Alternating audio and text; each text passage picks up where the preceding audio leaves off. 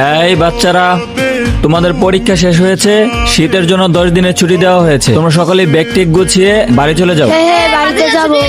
क्यों है ये इतना फासला लम्हे বন্ধু যাই তাহলে, আবার দেখা হবে। আচ্ছা ভালোভাবে যাইস। इनको तू ना दे जाने तू मुझ पे खुद को दे लुटा ইস কি লাগছে। दिल बादल হামজারা, তুই এখানে কাজ করতে যাস, খাবি না? খাবো তো।